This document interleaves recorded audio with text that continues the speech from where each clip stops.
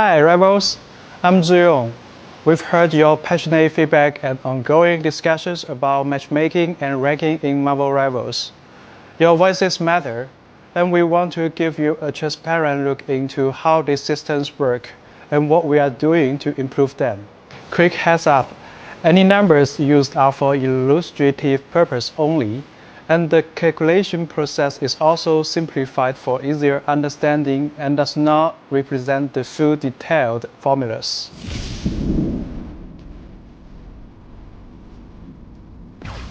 After every competitive match, your score is calculated based on two key components, base points and performance points, each weighted according to your current rank. The formula looks like this.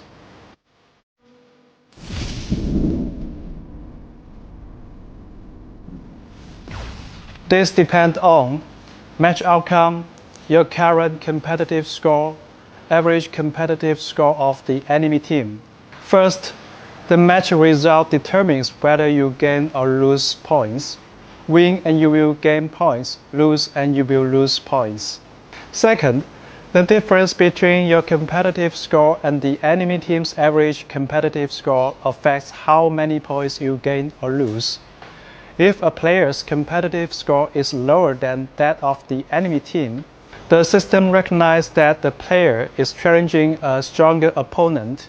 In this case, a victory will grant an extra bonus to the base points, while a defeat will result in fewer points deductions. The reverse applies when facing lower-ranked teams. Examples: player's competitive score 3,500, enemy team's average 3,500, win plus 20 base points, lost minus 20 base points. Player's competitive score 3,500, enemy team's average 3,700, win plus 25 base points, lost minus 15 base points. Player's competitive score 3,500, enemy team's average 3,300, win plus 15 base points, lost minus 25 base points.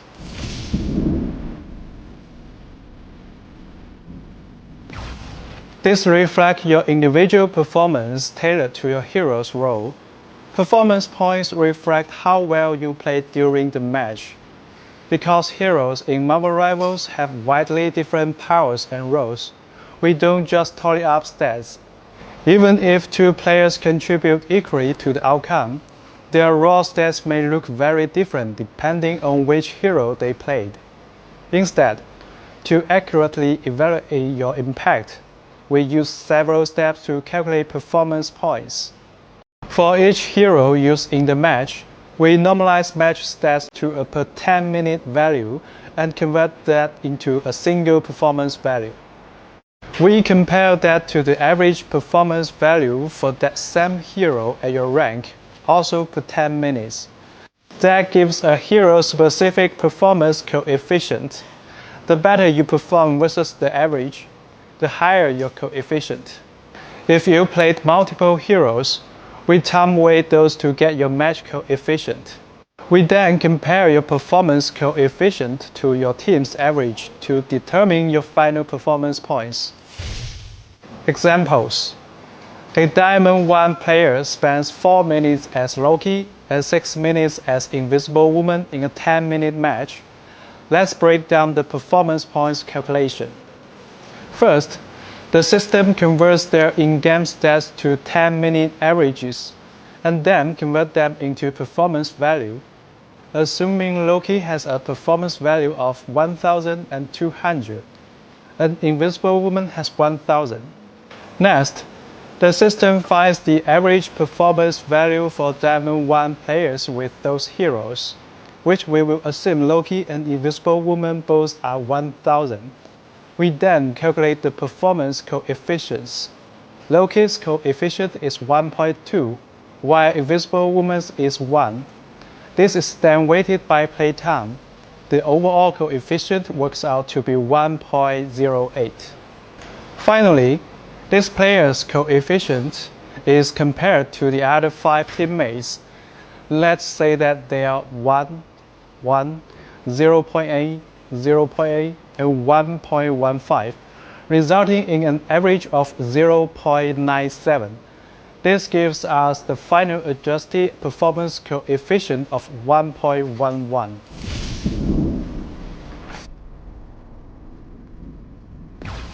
Once both your base points and performance points are calculated, your final score is determined by weighting these two parts.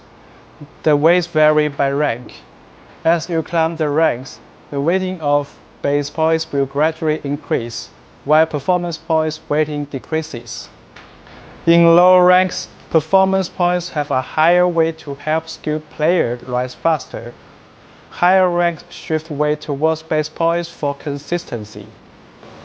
Example: a player wins a rank match, earning 20 base points and 30 performance points. If the player is in silver, with a base point weight of 0.4 and a performance point weight of 0.6, the final score gained is 26. If the player is in celestial, with a base point weight of 0.7 and a performance point weight of 0.3, the final score gained is 23.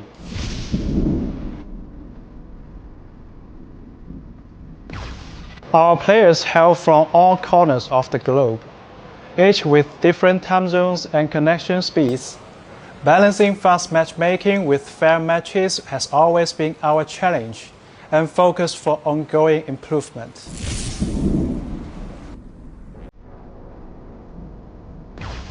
In Marvel Rivals, players are matched based on server node selection, team composition, competitive score.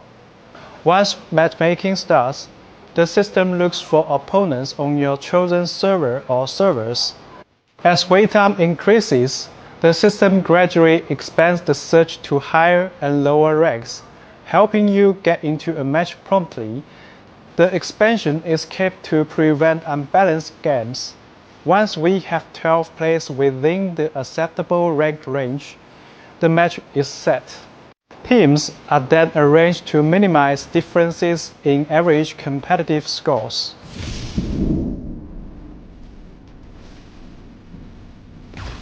Team matchmaking is based on team size. For fairness, a 6-player team will only face another 6-player team.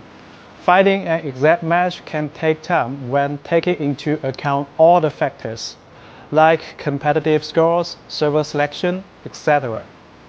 Since launch, 5-player teams have been disabled to protect solos. For other team size, the system opens up to more combinations as wait time increases. Take a 4-player team, for example.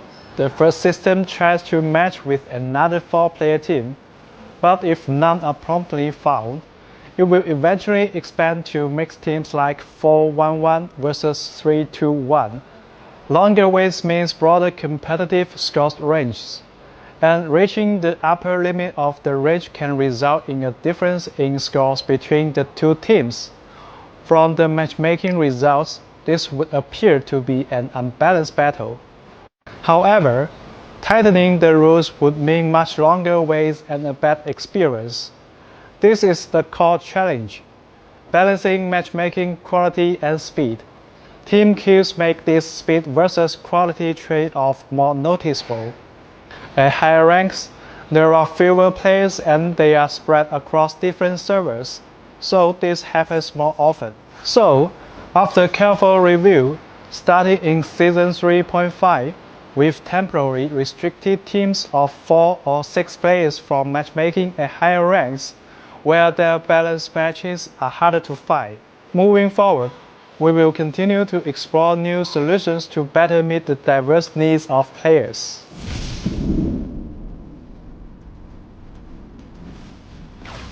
To help you better understand how the matchmaking system works, here's an example scenario. Suppose player A teams up with player B and player C to queue for competitive. In this scenario, player A is Diamond 1, player B is Diamond 3, player C is Platinum 1. The average rank of this 3-player team is around Diamond 3. They select only the Oregon server node for matchmaking, since there aren't enough teams of the same size and rank in the queue on this node. The matchmaking system gradually expands the search range as time passes. After 5 minutes, the system finds 9 more players who meet the criteria.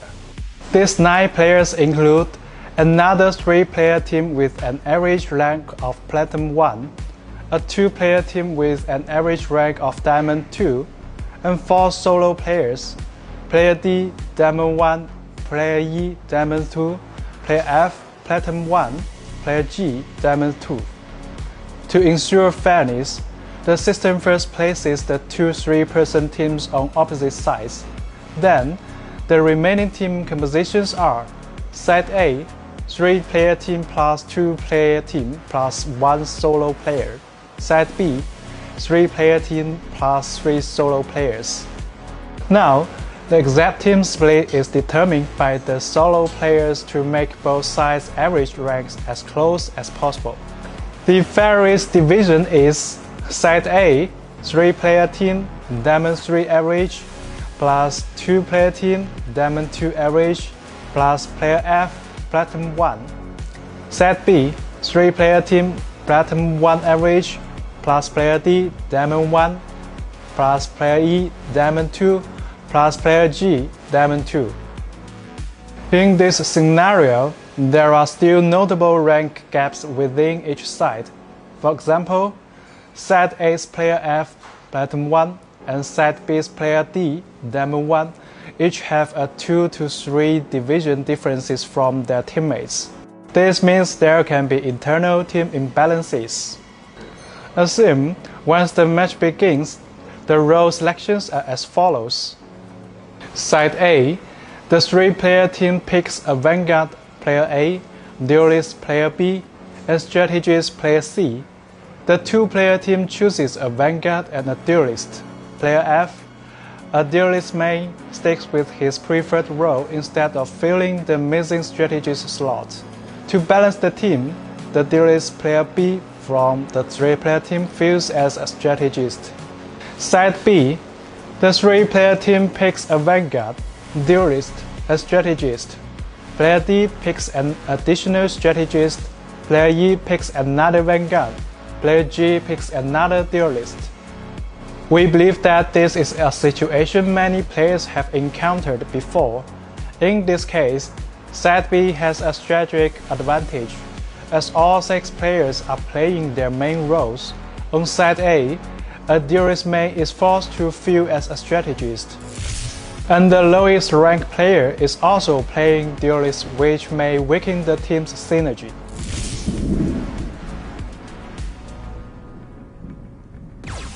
Recently, we have received a lot of feedback from the community, with many players believing that our matchmaking system employs EOMM, Engagement Optimized Matchmaking.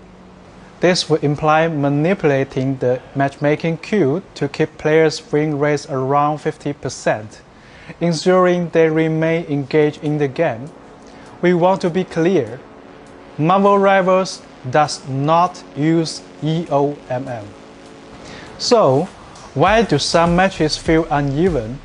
Why do certain players encounter win or loss streaks? We would like to take this opportunity to provide some insights, hoping to clarify some of the confusion for everyone.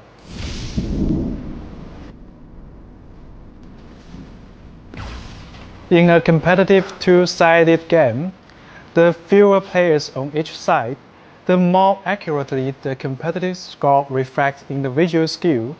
However, as team size increases, this accuracy drops, since even if both teams have identical average scores, other factors like teamwork and coordination can sway the outcome. Additionally, because we don't lock roles, players might end up playing a role they are less comfortable with, which means they may not perform at their rank's full potential. Even if you are assigned your preferred role, playing a hero you are less skilled with can also affect your impact in the match. So, why don't we add role queue? First, We believe that allowing players the freedom to play as their favorite superheroes and team up with others to create diverse creative team comps encourages more varied strategies and gameplay. Second, adding role-based matchmaking would significantly increase queue times, while still failing to fully eliminate skill discrepancies between matches. Where there are choices, there will be differences. Objectively, it's quite challenging to have an equal number of players across the three roles. To strike a balance between matchmaking speed and fairness, the competitive score ranges for each role would have to differ. Roles with fewer players would have lower competitive score thresholds, while roles with more players would require higher thresholds. This, in turn, will lead to greater variance in match quality. We are working to introduce more interesting vanguards and strategies in future updates to give players more choices, but these changes will take time to develop. We thank you for your patience.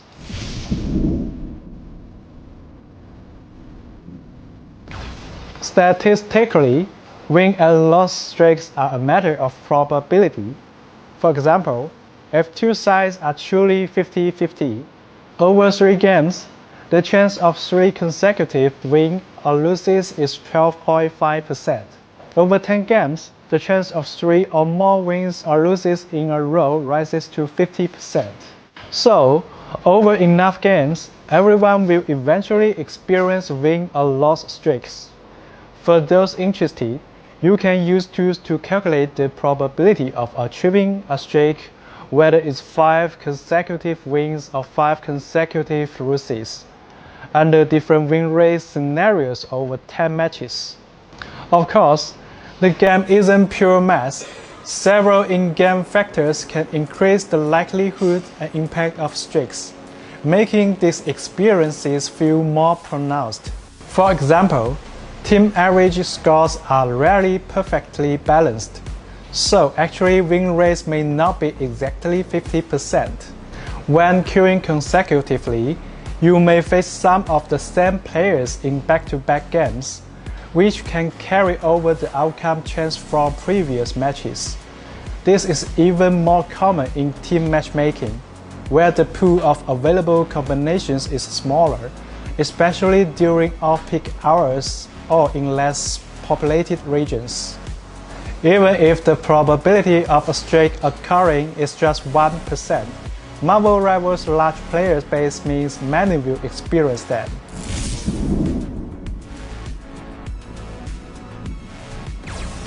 We are constantly analyzing feedback and refining our systems. Your trust and input help us shape a better experience.